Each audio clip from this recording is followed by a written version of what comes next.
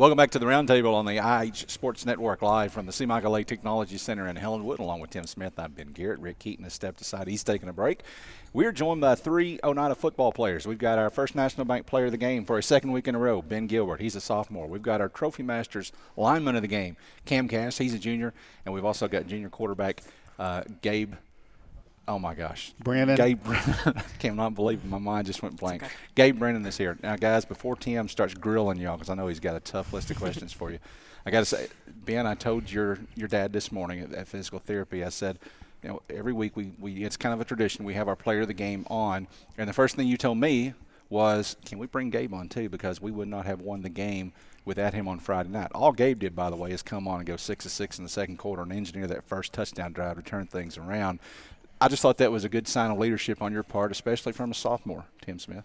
Oh, yes, absolutely. All right, Ben, I'll take it here. Now I'm going to start with Gabe because, Gabe, I mentioned Coach May kind of almost got upset with me when I asked the question. I don't know if you saw the post game or not, but I said, you know, Gabe, obviously he doesn't take practice lightly. He knows what he's doing because he came in and he was ready, and he said he doesn't allow people to take practice lightly. So I was corrected.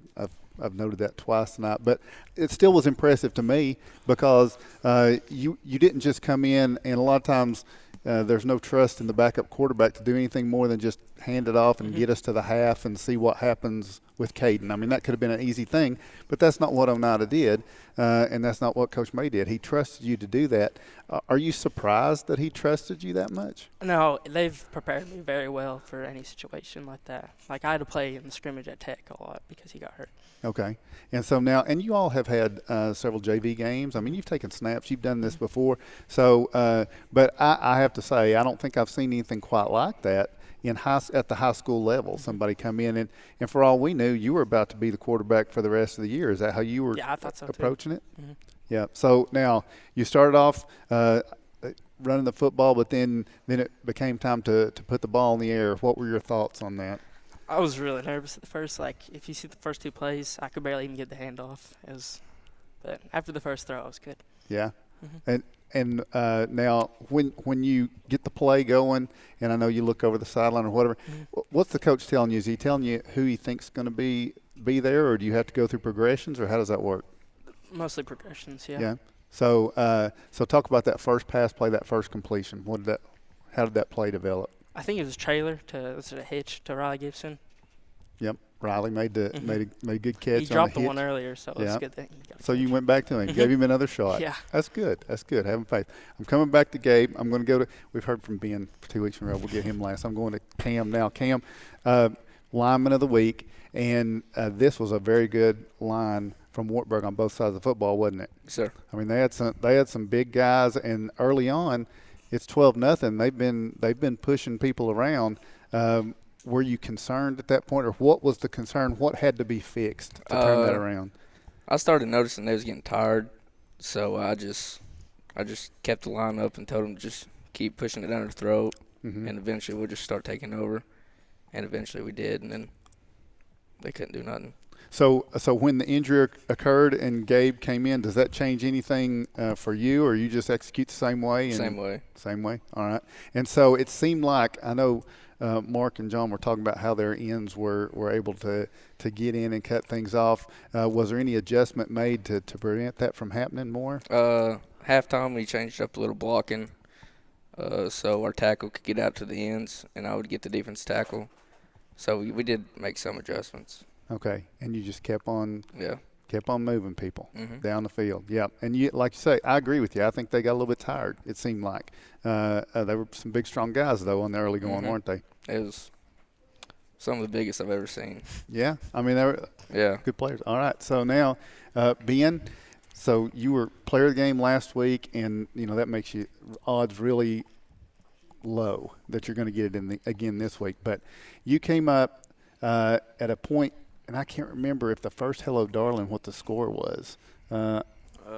27 to what was it? 27-13. 27-13. Okay, so you play some offense, but mostly you live on defense, and gave up 2 early touchdowns in that first half. What was the most disappointing thing about watching Wartburg punch that in twice in the first half for you? The first one, it kind of killed us because it was off that horse collar penalty. So it was just, that shouldn't even be there, but it was. And the second one was just off a busted 95-yard play that, wouldn't happen twice. They tried. Yeah. But, they're just they're early on, it's just a kill or it kills your momentum, but we picked up on it eventually. And the defense, of course, the Coalfield game was rough, both sides of the football, but defense pretty much has been the strength of this team so far this year. The offense has had its moments, kind of ups and downs offensively, but the defense has been pretty steady. And so having given up those first 12 points, kind of an unusual thing on homecoming night. And I hear, there's 4 times a year coaches talk about. This is not you guys saying this. This is me, okay? 4 times a year. They're like fair day. We hate fair week. We hate homecoming week. We hate fall break. We hate, I don't know, Halloween or something else.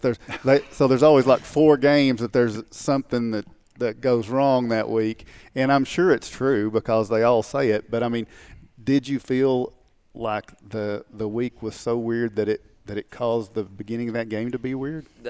It was like we were doing stuff all day long, and then I think in the first half we were just kind of, drained a little bit, but then Gabe came in and kind of put a fire back under us and got our, adrenaline going, I guess, and came out in the second half and played like we should have.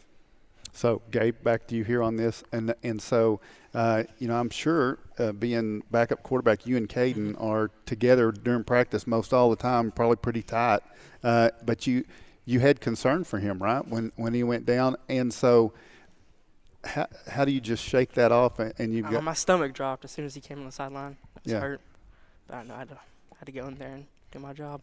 Yeah, had everybody depending on you, didn't you? Mm. I mean, it was just an amazing performance, and I think everybody agrees on that it really did turn the tide. The defense started doing their job. You set things right there, and then Caden's able to come back in, and he played a game of football in those last 2 quarters, really, right? So going forward, what do you expect?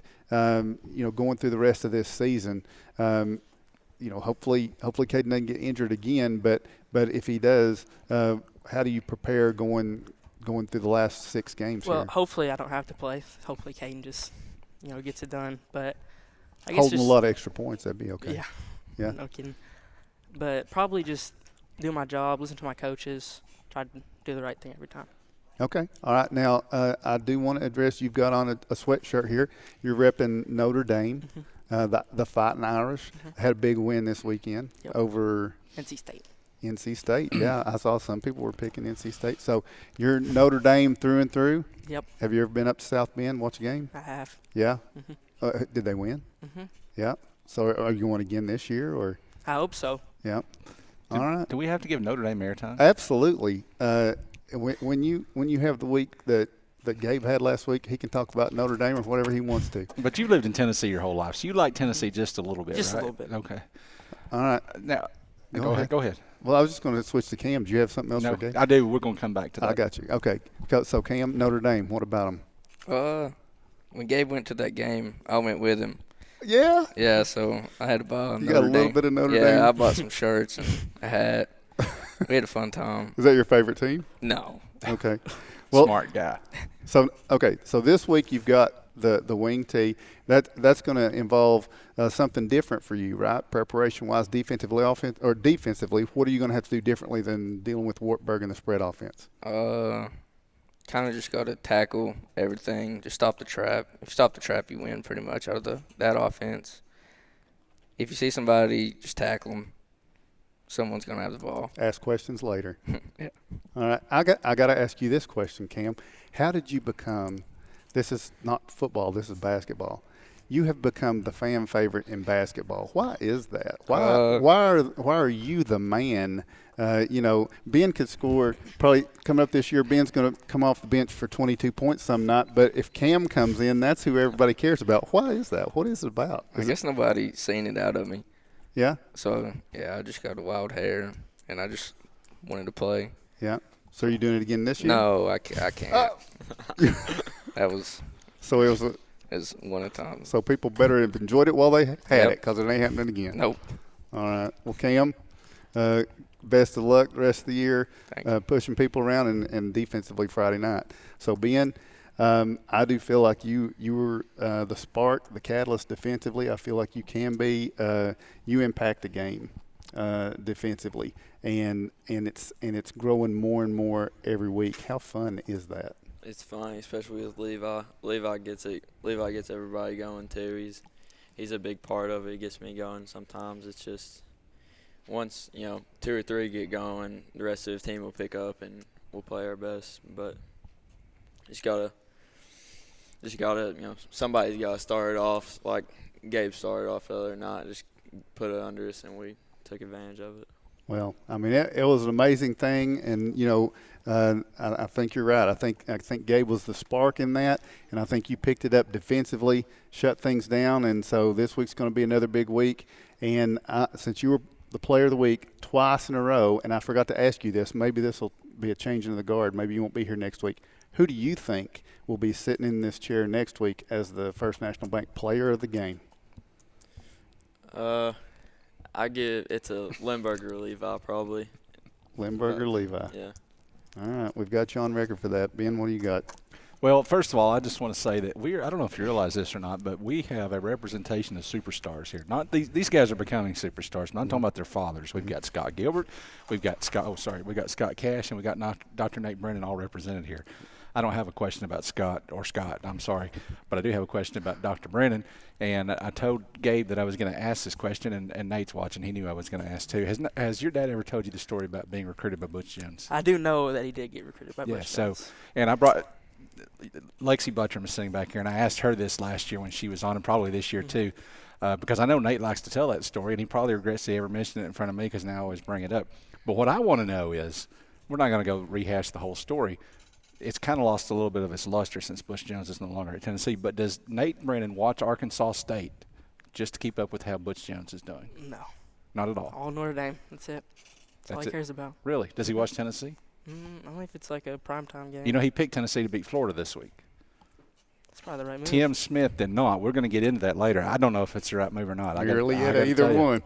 I got to tell you. All right, so Ben Gilbert, our First National Bank player of the game. And by the way, I should mention that Trophy Masters has got this T-shirt for our lineman of the game. So Cam Cash is going to get a T-shirt. Ben, you'll get something from First National Bank later on.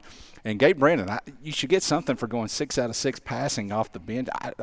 We got to work on that. We got the win. That's the big thing. That is a big thing. Absolutely. Yeah. All right, guys, thanks for joining us. Good luck at Polk County this Friday night. We'll take a break, and when we come back, we're going to switch to Scott High football and talk to Mason Akers.